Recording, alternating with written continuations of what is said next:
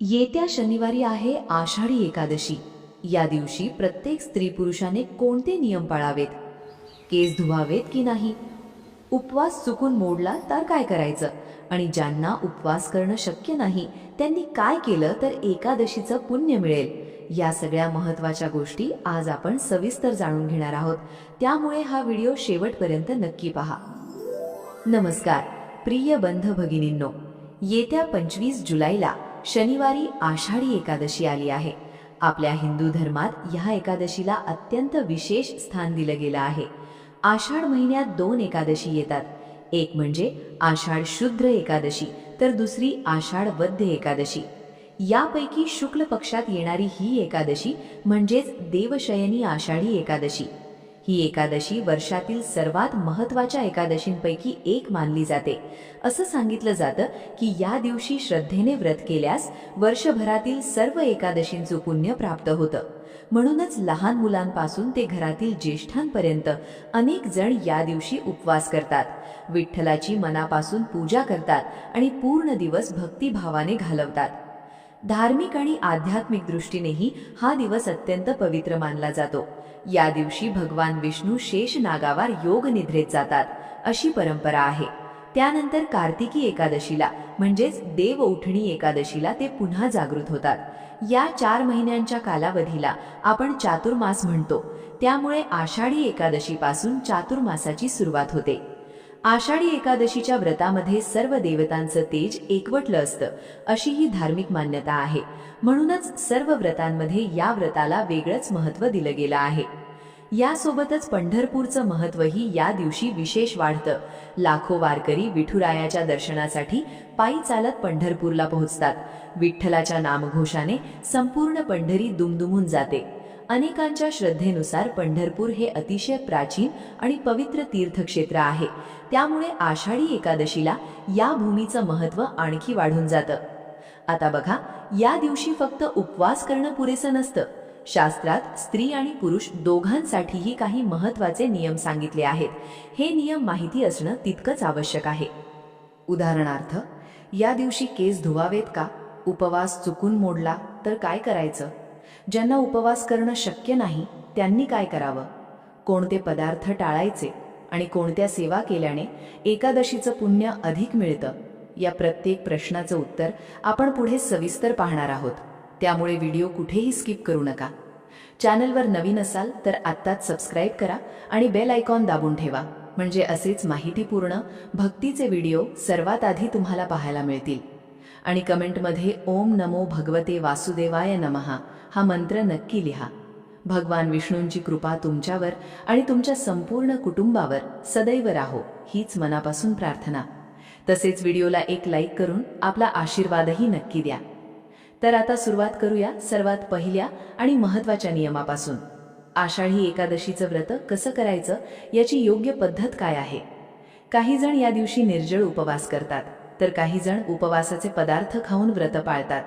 तुम्हाला जसं शक्य असेल तुमच्या प्रकृतीनुसार तसं व्रत करू शकता। आषाढी एकादशीच्या आदल्या दिवशी म्हणजेच दशमीला एकभुक्त राहण्याचा नियम सांगितला आहे। त्यानंतर एकादशीच्या पहाटे लवकर उठून स्नान करावं, भगवान विष्णूंना तुळशीपत्र अर्पण करून पूजा करावी, व्रताचा संकल्प करावा आणि संपूर्ण दिवस भक्तिभावाने उपवास करावा। आता अनेकांना एकभुक्त म्हणजे नेमकं काय असा प्रश्न पडतो, त्याचं उत्तर आता सविस्तर पाहू। त्यासोबतच उपवास कधी सोडायचा आणि पारण करण्याची योग्य वेळ कोणती हेही जाणून घेऊ। आता सर्वात आधी समजून घेऊया एकभुक्त म्हणजे नेमकं काय। दशमीच्या दिवशी एकदाच पोटभर जेवायचं आणि त्यानंतर पुन्हा अन्न ग्रहण करायचं नाही, यालाच एकभुक्त राहणं असं म्हटलं जातं। कारण दुसऱ्याच दिवशी एकादशीचं व्रत असतं, त्यामुळे दिवसभर थोडं थोडं खात राहण्याऐवजी एक वेळ समाधानाने जेवून नंतर संयम पाळायचा असतो। आता प्रश्न येतो की आषाढी एकादशीचं व्रत कधी करायचं आणि पारण कधी करायचं? यंदा 25 जुलै शनिवारी आषाढी एकादशीचं व्रत करायचं आहे। त्यानंतर 26 जुलै रविवारी द्वादशीच्या दिवशी व्रत सोडायचं आहे। पारणासाठी सकाळची वेळ शुभ मानली जाते। शक्य असेल तर सकाळी 5:28 ते 8:30 पारण करा। काही कारणामुळे या वेळेत जमलं नाही तरी द्वादशीला योग्य वेळी व्रत सोडू शकता। एक गोष्ट लक्षात ठेवा, एकादशीचं व्रत फक्त दिवसभराचं नसतं, ते संपूर्ण दिवस आणि रात्र भक्तिभावानं पाळलं जातं आणि दुसऱ्या दिवशी द्वादशीला पारण करून पूर्ण केलं जातं. द्वादशीला पारण करताना भगवान विष्णूंची पूजा करावी. शक्य असेल तर वामन स्वरूपाची पूजा करून व्रत सोडावं. तसेच या दोन्ही दिवशी देवासमोर तुपाचा दिवा लावून मनापासून प्रार्थना करावी. आता पुढचा नियम अनेकांच्या मनात दरवर्षी प्रश्न निर्माण करतो. आषाढी एकादशीच्या दिवशी केस धुवावेत का? बऱ्याच जणांना वाटतं की पूजा करायची आहे, व्रत आहे, त्यामुळे त्या दिवशी केस धुणं योग्य आहे. पण आपल्या परंपरेत एकादशीच्या दिवशी केस धुणं आणि केस कापणं टाळावं असा नियम सांगितला गेला आहे. आपण लहानपणापासून घरातील आजी आजोबा किंवा आई वडिलांकडूनही हीच गोष्ट ऐकत आलो आहोत. पण आजच्या धावपळीच्या जीवनात अनेकदा आपण असे छोटे छोटे नियम दुर्लक्षित करतो. पूर्वी आपल्या घरातील मोठी माणसं नेहमी म्हणायची, आमच्याकडे पैसा कमी होता पण समाधान खूप होतं. घरात प्रेम होतं, आनंद होता आणि बरकतही होती. आज अनेकांकडे सर्व सुखसोयी आहेत, चांगलं उत्पन्न आहे, पण मनःशांती कमी झाल्यासारखी वाटते. काही ना काही अडचणी सतत येत राहतात. म्हणूनच आपल्या परंपरेत सांगितलेल्या अशा काही छोट्या गोष्टींकडे दुर्लक्ष करू नये. या आषाढी एकादशीला शक्यतो स्त्री, पुरुष आणि लहान मुलं अशा सर्वांनीच केस धुणं टाळावं. तसेच केस कापणंही करू नये. असं मानलं जातं की या दिवशी शरीर, मन आणि भक्ती यामध्ये एकाग्रता टिकून ठेवणं अधिक महत्त्वाचं असतं. त्यामुळे साधेपणा आणि संयम पाळण्यावर भर दिला जातो. याचा अर्थ असा नाही की केस धुतले तर तुमची प्रार्थना देवापर्यंत पोहोचणार नाही. तसं अजिबात नाही. भगवंतापर्यंत पोहोचते ती आपल्या मनातील श्रद्धा आणि भक्ती. पण जे नियम आपल्या परंपरेत सांगितले आहेत ते शक्य तितके पाळण्याचा प्रयत्न नक्की करावा. विशेषतः अविवाहित मुली आणि महिलांनीही या दिवशी केस धुणं टाळावं असा नियम सांगितला जातो. आता इथपर्यंतची माहिती खूप महत्त्वाची होती, पण पुढचा विषय त्याहूनही महत्त्वाचा आहे. तर बघा, आता आपण अशा प्रश्नाचं उत्तर जाणून घेणार आहोत जो दरवर्षी अनेक जण विचारतात. एकादशीचा उपवास चुकून मोडला तर काय करायचं? असं अनेकदा होतं की रोज उपवास करण्याची सवय नसते, पण आषाढी एकादशीचं महत्त्व असल्यामुळे आपण श्रद्धेने व्रत सुरू करतो. अशावेळी नकळत एखादी अशी गोष्ट खाल्ली जाते जी उपवासात चालत नाही. तेव्हा अनेकांना वाटतं आता व्रत पूर्णपणे मोडलं, पुढे काही उपयोग नाही. पण अशी परिस्थिती आली तरी घाबरायचं कारण नाही. जर चुकून उपवास मोडला असेल तर सर्वप्रथम देवघरात जाऊन भगवान विष्णू किंवा विठ्ठलाच्या मूर्तीसमोर किंवा फोटोसमोर नम्रपणे हात जोडून मनापासून क्षमा मागा. श्रद्धेने केलेली प्रार्थना नेहमीच महत्त्वाची असते. समजा अर्धा दिवस तुम्ही उपवास केला आणि त्यानंतर चुकून काही खाल्लं तर ते लक्षात येताच पुढे अन्न घेणं थांबवा. उरलेला दिवस उपवासाचे पदार्थ किंवा पाणी घेऊन पूर्ण करू शकता आणि उर्वरित वेळ भक्तिभावाने घालवा. जर मनात सतत अपराधीपणाची भावना राहत असेल तर आपल्या क्षमतेनुसार एखाद्या गरजू व्यक्तीला अन्नदान करा किंवा मंदिरात काही दान करू शकता. अशा सत्कर्मामुळे मनालाही समाधान मिळतं. त्यानंतर पुन्हा स्नान करून देवाची पूजा करा आणि उरलेला दिवस शक्य तितक्या भक्तिभावाने व्रत सुरू ठेवा. दुसऱ्या दिवशी द्वादशीला नेहमीप्रमाणे पारण करून व्रत पूर्ण करा. आता पुढचा नियमही तितकाच महत्त्वाचा आहे. आषाढी एकादशीला उपवास जितका महत्त्वाचा आहे तितकंच महत्त्व स्नानालाही दिलं गेलं आहे. या दिवशी लाखो वारकरी पंढरपूरला जाऊन चंद्रभागा नदीत स्नान करतात. श्रद्धेने त्या पवित्र स्नानाचं मोठं महत्त्व मानलं जातं. पण प्रत्येकालाच पंढरपूरला जाणं शक्य होतं असं नाही. मग अशा वेळी काय करायचं? घरच्या घरी स्नान करताना आंघोळीच्या पाण्यात थोडंसं गंगाजल, एक तुळशीपत्र आणि चिमूटभर हळद टाकून स्नान करा. असं केल्याने स्नान अधिक पवित्र भावनेने होतं आणि आपणही हा दिवस अधिक श्रद्धेने साजरा करू शकतो. हा नियम घरातील लहान मुलांपासून ते मोठ्यांपर्यंत सर्वांनी पाळण्याचा प्रयत्न करावा. आता आणखी एक महत्त्वाचा प्रश्न. घरात एखादी व्यक्ती आजारी असेल, एखादी महिला गर्भवती असेल किंवा लहान बाळाची काळजी घ्यावी लागत असेल, अशा वेळी पूर्ण उपवास करणं अनेकदा शक्य होत नाही. मग अशा व्यक्तींनी काय करायचं? जर तुम्हाला पूर्ण व्रत पाळणं शक्य नसेल तरी या दिवशी काही गोष्टी आवर्जून टाळा. सर्वात महत्त्वाचं म्हणजे भात किंवा तांदळापासून बनवलेले पदार्थ खाऊ नका. त्याचबरोबर कांदा, लसूण आणि कोणत्याही प्रकारचा मांसाहारही टाळा.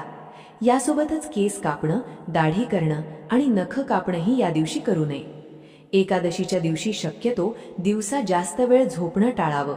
तसेच वादविवाद, राग किंवा मनःशांती बिघडेल असं वर्तनही टाळण्याचा प्रयत्न करा. पूर्ण उपवास शक्य नसला तरी श्रद्धा, संयम आणि सात्विक आचरण यामुळेही हा दिवस अर्थपूर्ण होतो. आता पुढे आणखी एक महत्त्वाची गोष्ट पाहणार आहोत. उपवास करताना कोणते पदार्थ अजिबात खाऊ नयेत, कोणती फळंही टाळायची आहेत आणि या आषाढी एकादशीला भगवान विठ्ठलाला कोणती एक गोष्ट अर्पण केल्याशिवाय पूजा पूर्ण मानली जात नाही. ही माहितीही प्रत्येक भक्ताने जाणून घेणं खूप गरजेचं आहे. ज्यांचे एकादशीचं व्रत असतं ते उपवासाचे पदार्थ खातातच, पण उपवास करत असतानाही काही पदार्थ असे आहेत जे शक्यतो टाळावेत. यामध्ये सर्वात आधी येतं जांभूळ. जांभूळ हे फळ असलं तरी एकादशीच्या उपवासात ते वर्ज्य मानलं गेलं आहे, त्यामुळे या दिवशी त्याचं सेवन टाळावं. याचबरोबर फणसही उपवासात खाऊ नये. सध्या फणसाचा हंगाम असल्यामुळे अनेकांच्या घरी तो असतो, पण आषाढी एकादशीच्या दिवशी तो टाळलेलाच चांगला. याऐवजी वरई, साबुदाणा, बटाटा, शेंगदाणे, दूध, ताक, फळं किंवा इतर उपवासाचे पदार्थ तुम्ही घेऊ शकता. तुमच्या प्रकृतीनुसार जसा उपवास शक्य असेल तसा करा. आणि ज्यांना पूर्ण दिवस पाण्यावर किंवा निर्जळ उपवास करणं शक्य असेल त्यांनी आपल्या क्षमतेनुसार तोही करू शकता. मात्र प्रकृतीचा विचार करूनच निर्णय घ्या. आता पुढचा नियम प्रत्येक भक्ताने आवर्जून लक्षात ठेवावा. आषाढी एकादशीच्या दिवशी भगवान विष्णू किंवा विठ्ठलाला किमान एक तुळशीपत्र तरी नक्की अर्पण करा. तुळशीपत्राशिवाय भगवान विष्णूंची पूजा अपूर्ण मानली जाते, म्हणून भक्तिभावाने तुळशी अर्पण करून आपल्या मनातील प्रार्थना व्यक्त करा. पण इथे एक महत्त्वाची गोष्ट लक्षात घ्या. एकादशीच्या दिवशी तुळशीची पानं तोडू नयेत. पूजेसाठी तुळशीपत्र लागणार असतील तर ती आदल्या दिवशीच तोडून ठेवावीत किंवा तुळशीच्या कुंड्याजवळ नैसर्गिकरित्या गळून पडलेली पानं स्वच्छ करून पूजेसाठी वापरू शकता. म्हणून एकादशीच्या दिवशी तुळशीला स्पर्श करणं किंवा तिची पानं तोडणं टाळावं. आता पुढचा नियम म्हणजे नामस्मरण. या दिवशी शक्य तितका वेळ विठ्ठल विठ्ठल असा नामजप करा किंवा ओम नमो भगवते वासुदेवाय नमः या मंत्राचा जास्तीत जास्त जप करा. तुम्ही घरकाम करत असाल, स्वयंपाक करत असाल, प्रवासात असाल किंवा ऑफिसमध्ये जात असाल, मनातल्या मनातही या मंत्राचं स्मरण करता येतं. भक्तिभावाने घेतलेलं प्रत्येक नाम महत्त्वाचं असतं. यासोबतच वेळ असेल तर विष्णू सहस्रनामाचं पठण, हरिपाठ किंवा भगवान विष्णूंच्या स्तोत्रांचा श्रवणही करू शकता. देवाला नैवेद्य दाखवताना त्यावर एक तुळशीपत्र ठेवायला विसरू नका. तुळशी अर्पण करून दाखवलेला नैवेद्य भगवान विष्णूंना अत्यंत प्रिय मानला जातो. आता शेवटी आणखी एक छोटी पण महत्त्वाची गोष्ट. या दिवशी शक्य तितकी सत्कर्म करा. रस्त्यात गाय दिसली तर आपल्या क्षमतेनुसार तिला गूळ चपाटी किंवा हिरवा चारा खाऊ घाला. आपल्या हातून कोणालाही दुःख होणार नाही, कोणाचं मन दुखावलं जाणार नाही याची काळजी घ्या. हाच खरा एकादशीचा भाव आहे. तर आषाढी एकादशीच्या दिवशी शास्त्रानुसार सांगितलेले हे महत्त्वाचे नियम प्रत्येक स्त्री पुरुषाने शक्य तितके श्रद्धेने पाळावेत. उपवासासोबतच भक्ती, नामस्मरण, सात्विक आचरण आणि चांगले विचार यांनाही तितकंच महत्त्व द्या. जर ही माहिती तुम्हाला उपयुक्त वाटली असेल तर व्हिडिओला एक लाईक नक्की करा. आपल्या मित्रपरिवारासोबत आणि नातेवाईकांसोबत हा व्हिडिओ शेअर करा, म्हणजे त्यांनाही या महत्त्वाच्या नियमांची माहिती मिळेल. चॅनलवर नवीन असाल तर सबस्क्राईब करून बेल आयकॉन दाबायला विसरू नका. कमेंटमध्ये ओम नमो भगवते वासुदेवाय नमः हा मंत्र नक्की लिहा. चला पुन्हा भेटू अशाच एका नवीन आणि भक्तिमय व्हिडिओमध्ये. श्री स्वामी समर्थ.